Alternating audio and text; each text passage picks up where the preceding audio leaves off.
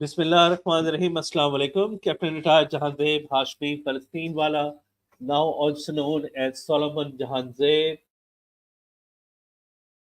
at your video screen again. Today, a very special guest with us in our show. He's a justice retired from the Indian Supreme Court and a very prudent personality, a very experienced man, and he has eye on the international politics also. And what we know about is that he also is viewing the Pakistani domestic politics also, and having a solution in whatever he has said. He'll introduce himself. So, welcome to our show, Mr. Justice Katju. Thanks for coming in our show, and please introduce yourself. Well, my name is Markande Katju. My name is Markande Katju. I'm a Kashmiri Pandit. I was born in Lucknow in 1946, and I grew up in a city called Allahabad in eastern UP. Got my education there, and then I became a lawyer in the Allahabad High Court and a judge in the year 1991 in the Allahabad High Court, where I became acting Chief Justice, and then I became Chief Justice of Madras High Court, thereafter Chief Justice of Delhi High Court, and ultimately I became Judge of the Supreme Court, from where I retired in September 2011. Then I was appointed as Chairman of Press Council of India for 3 years, from where I retired in December 2014. Thereafter, I've been leading a retired life. That is my introduction. What a rich experience, sir. What a rich and so important designations you have served. And that's brilliant. And uh, now, my first question is what difference you see in Pakistani politics and your Indian politics, the government systems?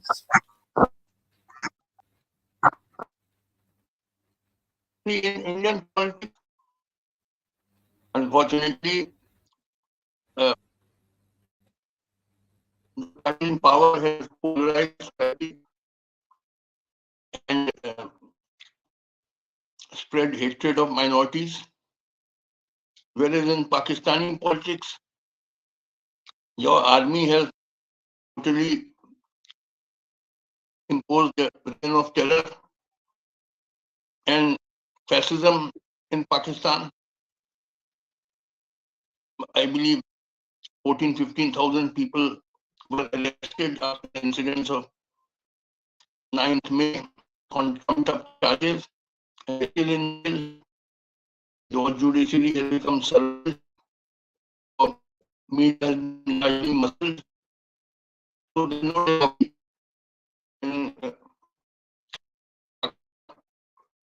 so there's broadly difference.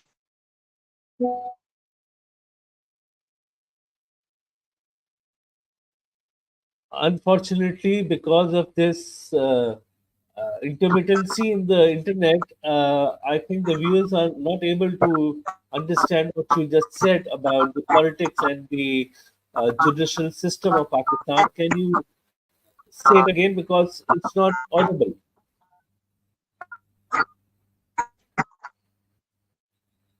In Pakistan, or army, which is the real authority, has imposed the reign of terror after the events of 9, and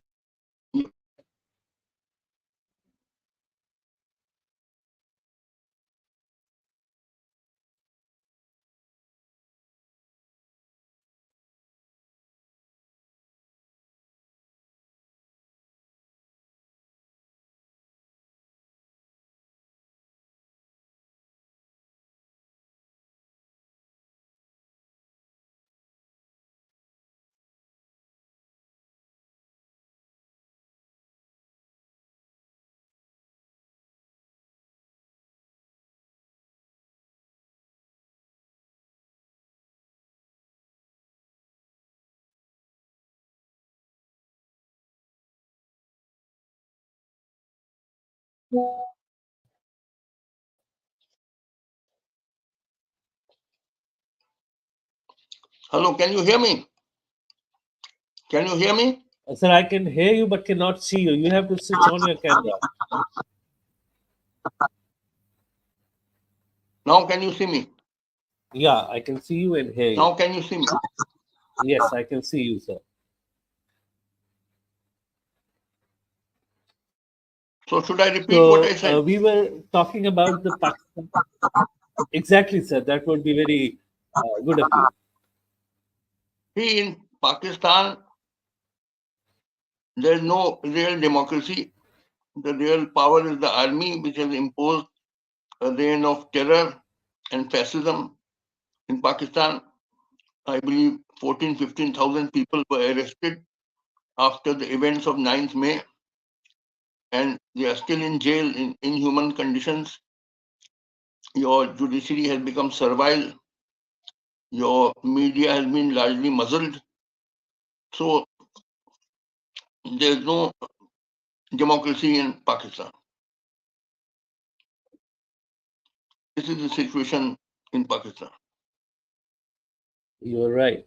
So, and what do you have to say about after the elections of 8th February?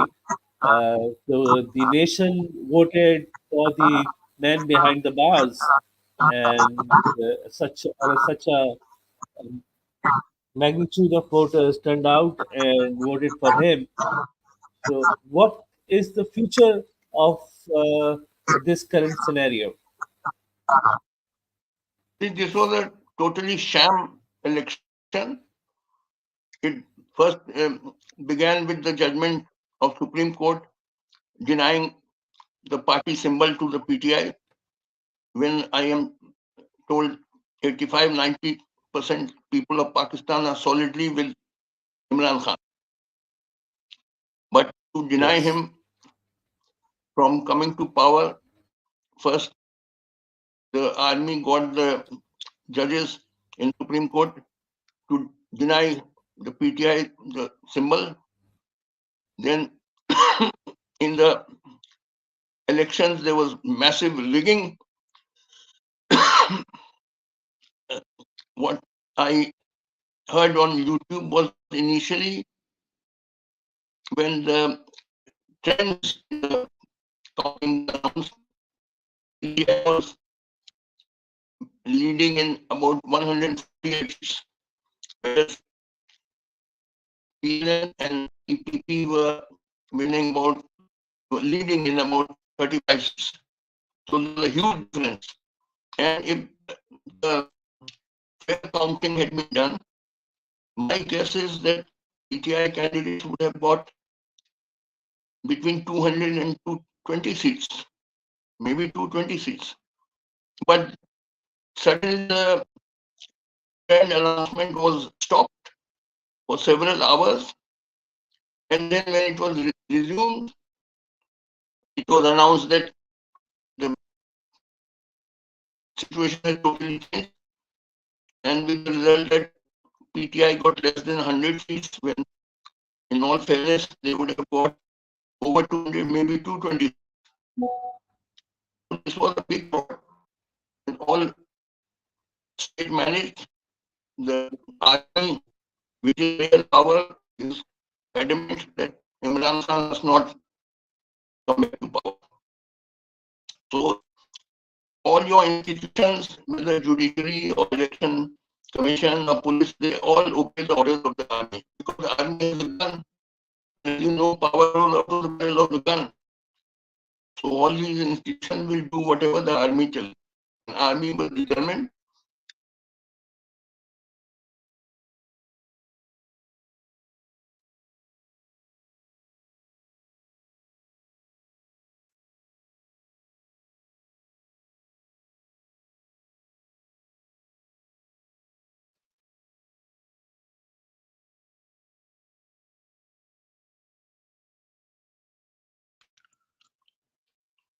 Hello, can you hear me again? I can hear is something went wrong. Is getting obstructed. I don't know why it does not happen normally, but it is happening now. I said, my question to you is, can you hear me, sir? Yes, I can hear you. I My can hear question is that after,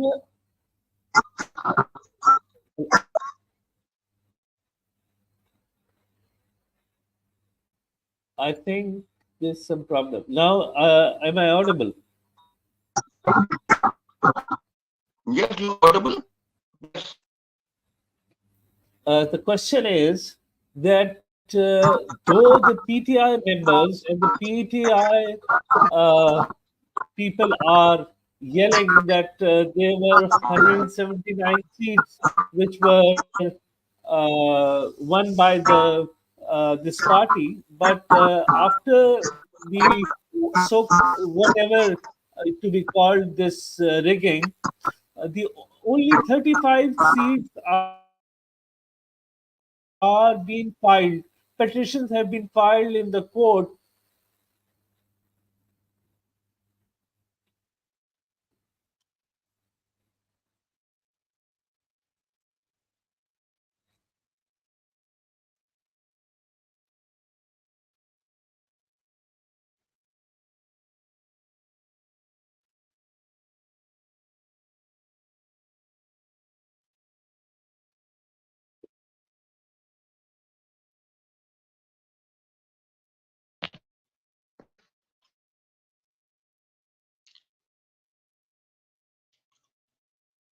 Hello, are you there?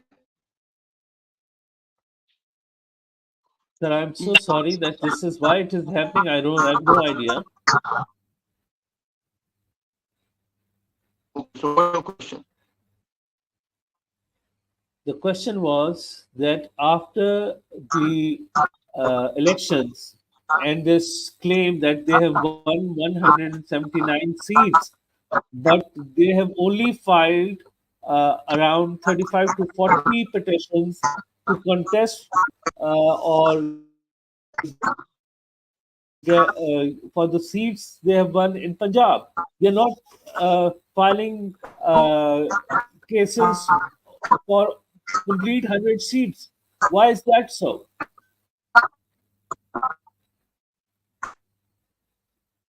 Whom may file these petitions? For whom will they file these petitions?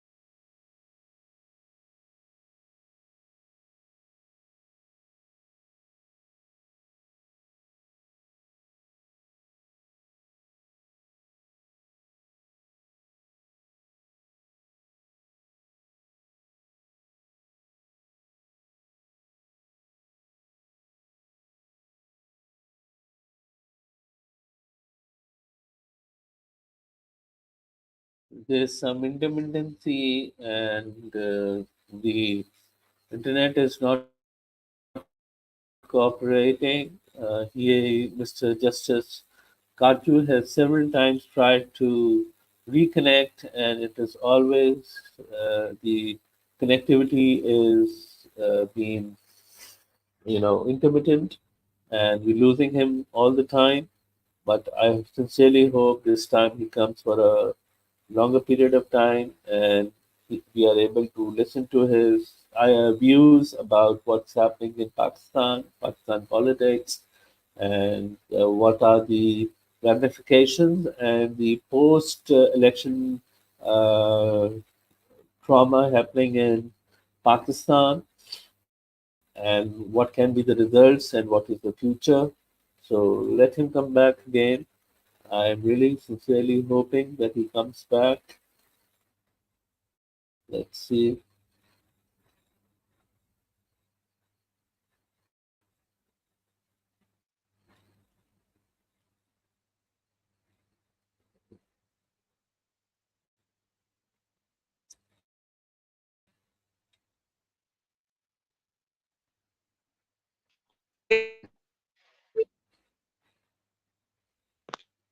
Well, I can't. So there's a lot of trouble in communicating, and this connectivity is really creating a lot of trouble. So my questions, I will say, what is the post uh, ramifications? What are the ramifications of this election, and what would be the future of politics in Pakistan? How, what kind of a government it will be, and what would it would the government be able to manage itself for some period, and how much that period would be? See, before I answer that question, let me answer the question which you put before. You Yeah. said that why have PTI not filed petitions except for 30, 35? I think this was Yes. the question you asked. Yes. My reply is, to whom should they file the petition? Before Supreme Court, before election petition, before whom? Before election tribunal, or before whom should they file the petition? Please answer me. Where Everybody, are these petitions filed? Sorry? they cannot, uh, because no one is supporting them, because nobody is impartial. All of them are taking sides. They're all taking side of the new league, the Nawaz Sharif group. So what is the purpose of filing petitions? So The how can we election find a tribunal, solution then? see, I'm telling you that the only solution is to cancel the whole elections and hold fresh elections under supervision of United Nations or some reputed international agency, because otherwise the election will never be fair. Your army will point a gun at the counting agents or election commission or the court, and they will do whatever the army orders. See, what will you, supposing a man comes to your house and puts a gun on your head, what will you do? You will say, please take whatever Yes. you want to take, but allow me to live. Don't take away my life. So the army has pointed a gun at all your institutions, whether courts or election commission or police, and said, whatever we say you must do, otherwise we'll shoot you. So unless there are free and fair elections, there cannot be stability in Pakistan. You So have to why has have. the army done this? Now that's a very important question. The army does it because it is instructions of USA.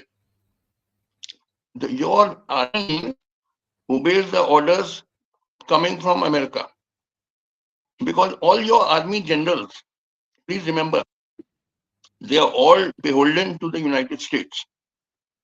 They all their children, sons and daughters have been bought over. They have been given jobs in World Bank or IMF or some multinational corporation with huge salaries, and all their children have been admitted to Harvard or Yale or some Ivy League university with full scholarship. And these army generals have huge bank accounts in Western banks. So your army obeys the orders of America. Whatever American government says, the army generals. For example, the Pakistan, the Americans wanted to remove Zulfikar Ali Bhutto. You would remember Zulfikar Ali Bhutto was trying to move away from USA and go towards Russia and China. And he got nuclear technology from France, which Americans was against. Yes. And they determined to remove him. So they told Ziaul Haq that this man must be Yes. removed. So Ziaul Haq saluted And sir said, sir, whatever you say, we will hang it. And by a judicial murder, very unfair trial, Bhutto was hanged. So army does whatever the Americans tell them to do.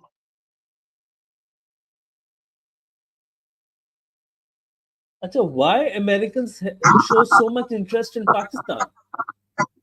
Because you see, earlier, after 1947, Pakistan had become a sort of US new colony. Americans had poured in a huge amount of money and given weapons and all. So Pakistan had become just a satellite state of USA. So now they want to continue their hold on Pakistan. They regard it their domain. So they will not permit anybody, like, for instance, Imran Khan. He criticized USA for the invasion of Afghanistan on the orders of the Americans. The Pakistani army went into Afghanistan. Then Imran Khan said that our relationship with the USA is that of a slave and a master. He was very critical of Americans. Then you remember when the Russians invaded Ukraine, then Imran Khan went to Russia and made some deal with the Russians. So see, what is the situation in the world today is that there are two big alliances, super alliances. One alliance is of USA and Europe on the one hand. On the other hand is Russia and China. This is the main conflict which is going on in the world today. The army obeys the orders of the Americans, but the Chinese have penetrated Pakistan in a very big way. They have made huge investments. This China-Pakistan economic corridor, and they have captured many of your markets, invested a huge amount of money. So now Pakistan does not have a single master. Earlier there was only one master, that was USA.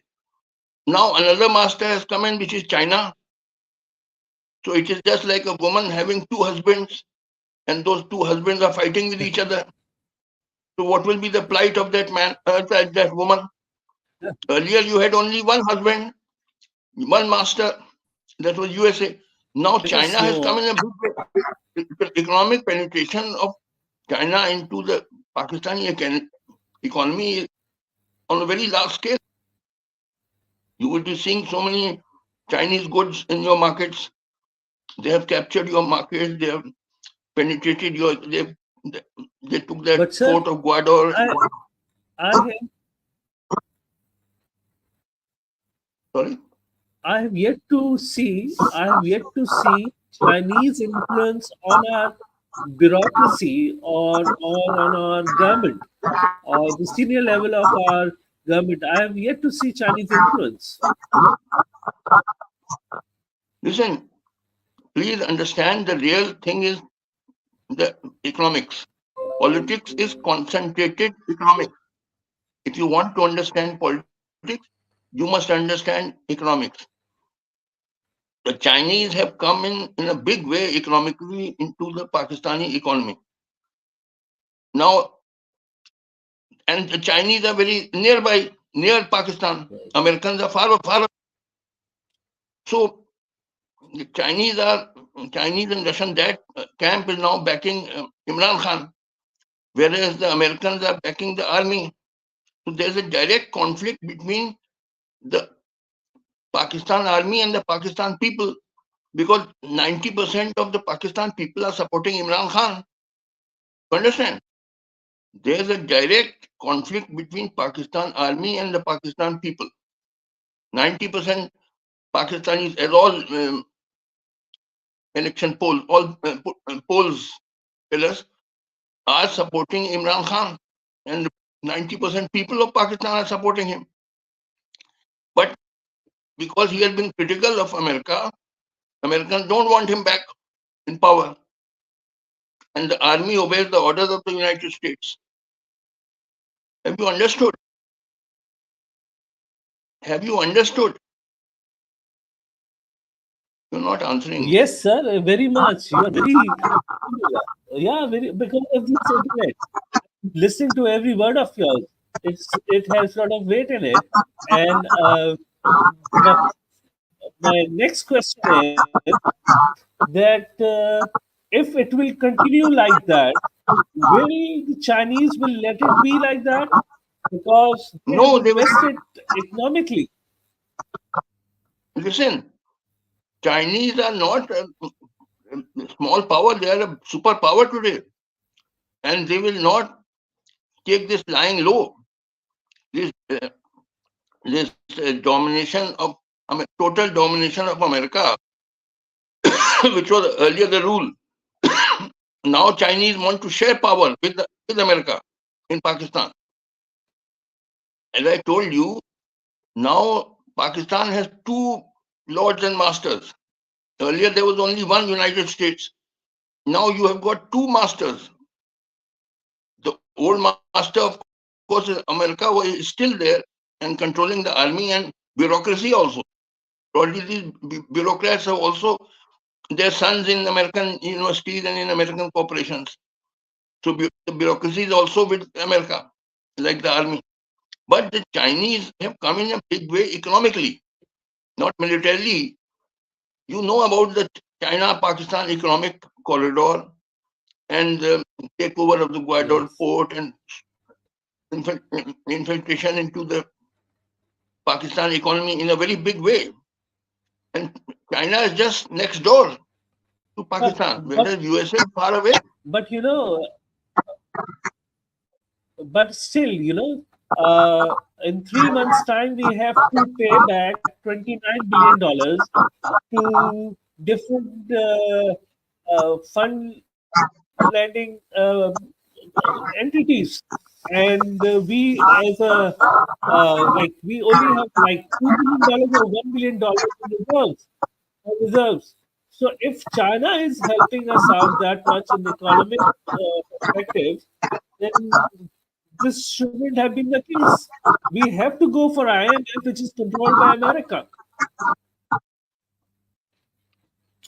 Listen, I told you, you must first understand what is happening in the world. Because what is happening in Pakistan is just a reflection of what is happening in the world. In the world, there are two super alliances. As I told you, on the one hand, USA and Europe, on the other hand, China and Russia. Yes. They are Yeah. fighting with each other. Not directly, because nuclear weapons they can't fight directly, but through their agents. So the situation is that so far as the army, which is the real ruler of Pakistan, is concerned, that obeys the orders of USA. But and that is why they were determined that Imran Khan, who has been critical of USA, must not be allowed to come back to power. And that's what they told the Yes. army. Let's see to it that Imran Khan does not come back to power. But all opinion polls show that 85 to 90% of Pakistani people are solidly with Imran Khan. You are sitting in Pakistan, you Yeah. would be knowing this. People are solid. And you know, I tell you, I am a if the pro elections Imran had been Khan. if the elections had been free and fair, PTI candidates would have won at least 200, if not 220 seats out of 266. Because when Yeah. 85-90% people Yeah. of Pakistan are Imran Khan, then PTI candidates would have won at least 200, if not 220 seats. But they have been given less than half of that And if it was by like, sorry. if the bat symbol would have also been given and they would have been allowed to campaign, election campaign, and all that, what could have been the scenario? I told you that if there had been free and fair elections, PTI candidates would have won at least 200, if not 220 seats out of 266. That, Because there's yes, you're massive right. support. 85, 90% people solidly with PTI and Imran Khan. Now, the position in Pakistan is that on the one hand, there is the Pakistan army, on the other hand, is the Pakistan people. Now, the people are presently unarmed, whereas the army has the gun, and power grows out of the barrel of a gun, as you know. People are Yeah. presently without weapons. But what I foresee is that if this situation continues, if, if fresh elections under UN supervision are not held in a free and fair manner, then some kind of guerrilla war will start in Pakistan and people will get weapons from China. China will not take this lying low. They have been just brushed. They are a big power and they are just on your border. The weapons will start coming from China, just like you remember in Vietnam, weapons started coming to the Vietnamese people from China and Russia, and they fight America. So weapons will start coming, and the people of Pakistan will not remain without weapons for long, and then they will start. You know, the army generals don't realize they have families, they have wives and children. So those people in Pakistan whose relatives have been killed, relatives disappeared, will they not seek revenge? And how will they take revenge? They will take revenge by attacking the wives and children of these generals. See the wives, they go for shopping or social visits, etc. At that time, they will be attacked by the guerrillas. And the children go to school, they may be attacked. Because you know, this is not a conventional war. In conventional war, you obey the Geneva Convention or you don't attack civilians. But in guerrilla war, even civilians are attacked. And the army generals don't realize that they are playing with fire. The Pakistani people today are all cowed down. They're all scared that they may be arrested in jail. This situation will not continue forever. Only way out is you must have fresh elections of all the states. United Nations supervision or supervision of some reputed international agency must be free and fair. And PTI wins as it is bound to, then they must be allowed to form the government. That's the only way out. Acha, uh,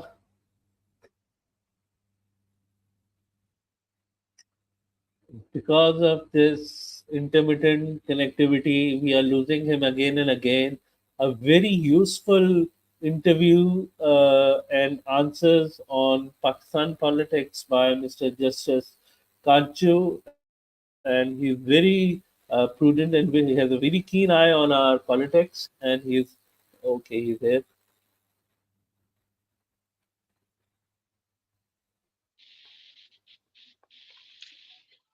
Yes,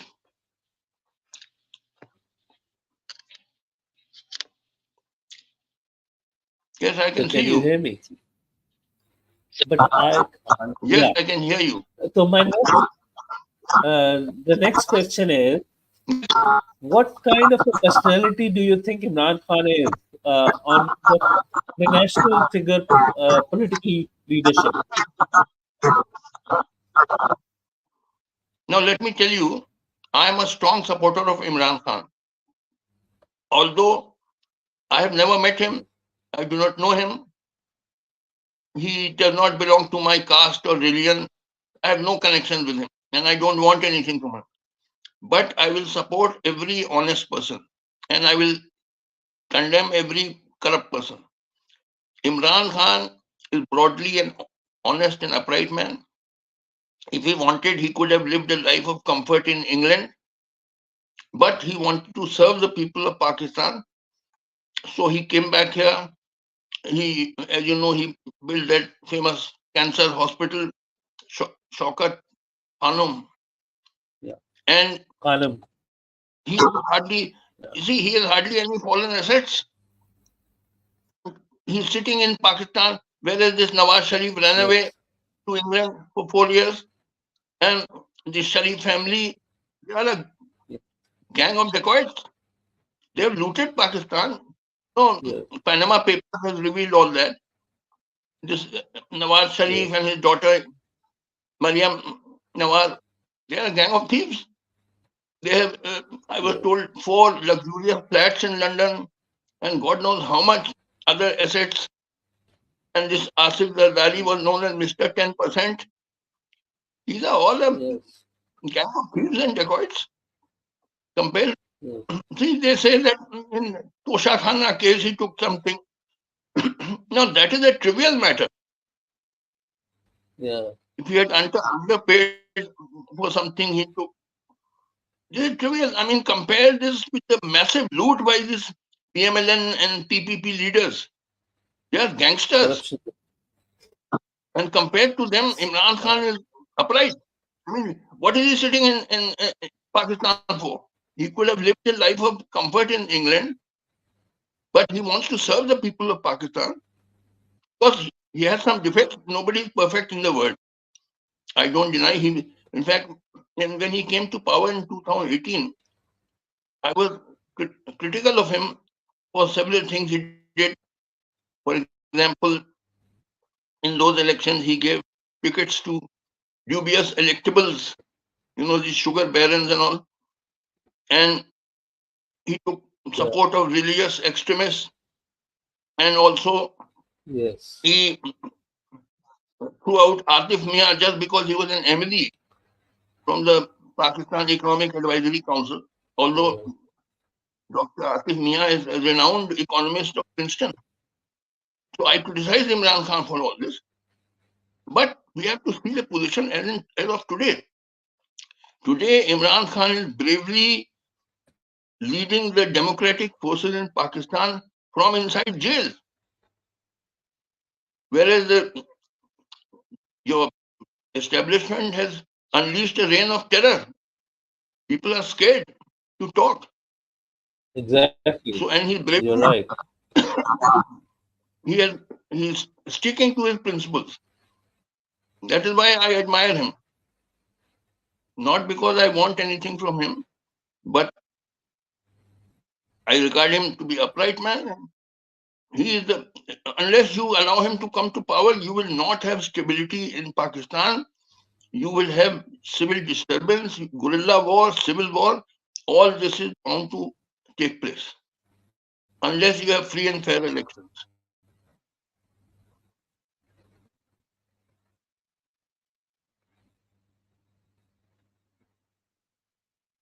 And sir, can you hear me? Yes, I can hear you. I can hear you. Sir, what impact would it be if Imran Khan is reinstated or becomes the prime minister now? In this current situation, both the political turmoil and the economic turmoil the country is going suffering through. So, if he becomes the prime minister right now, what impact would it be on our economic condition and our diplomatic fronts? Well, I know that there are a lot of economic problems for Pakistan, but Imran Khan will do his best, and he's an upright man. Whereas this Nawaz Sharif and this PPP, they are all gangsters. They will loot more money. So I'm not saying Imran Khan will solve all the problems immediately, but at least he will not loot Pakistan. He is with the people of Pakistan. He wants to help. It will take time for the Pakistani economy to revive, but at least if you have an honest man, then things will start getting better. Whereas these PPP and PMLN, they are all gangsters. And what about the diplomatic front? What impact would he have on? Because once he was ruling the country, the Islamic countries were very much attracted towards his leadership, and again, economically also, the overseas Pakistani will send such remittance to Pakistan that may, be some solace to the economic, this turmoil. See, all these Islamic countries are under domination of America. They are all pro-American countries. So, because Americans are opposing Imran Khan, they are opposing him. Islamic country means nothing. The question to be asked, are they pro-American or pro-Russian or what? Or really independent? Islamic countries are all their leaders are all puppets of USA and other European countries. You see, in the Islamic countries, the You are right. governments are pro-American. Governments are pro-American. The people are anti-American. In almost all Islamic countries, the leaders are pro-American. The people are anti-American, and it is the leaders who count. They make the policy.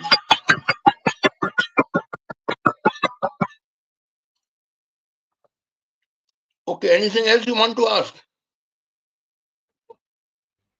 Sir, thank you very much. You've been very Anything? kind. And last question. Yeah, yeah. My last question. Uh, what is your message to our current leadership uh, to do with our government about this turmoil? What is your last message? I told you that the only way to have stability in Pakistan is to have fresh elections, which should be free and fair, and they should be under supervision of United Nations or some international agency. Because again, otherwise, again, they will be rigged. And in the elections, the army soldiers have to be told to go back to the barracks. They should not be seen on the streets. They should be confined to the barracks. That is the only way. Otherwise, you're going to have a lot But of trouble in Pakistan. but Sorry?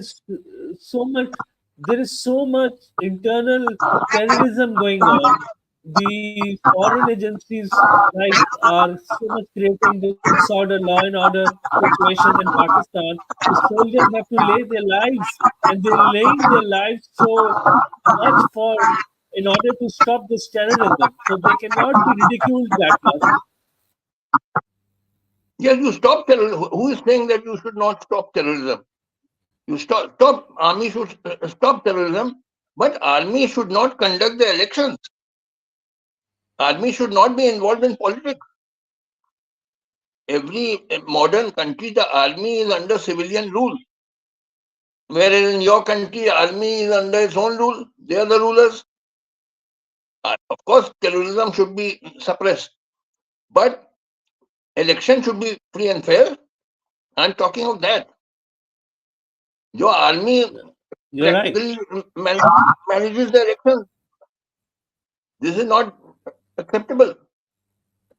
And particularly when 85-90% people are supporting Imran Khan. So that is what I'm objecting to. You have rightful observations, and you're very correct, and I also support Imran Khan and agree with you. And I hope and pray that either this election results are not manipulated and are brought to their original counting, and the rightful winners are given the chance to serve the nation, or according to you, new elections should be done under some international agency, and whosoever wins should be given the right to govern this nation. I'm so grateful Wonderful, sir. Thank you very much for coming in my show. And I will appreciate if you agree to come again in my show when there is better internet connectivity, and so that we will have a better session Okay. When will you send me the link of this interview? on your When will WhatsApp. you send me the when will you send it? Right now, I'm going to in 5 minutes. Okay. Thank you. Thank you. Okay. Thank you. Thank you.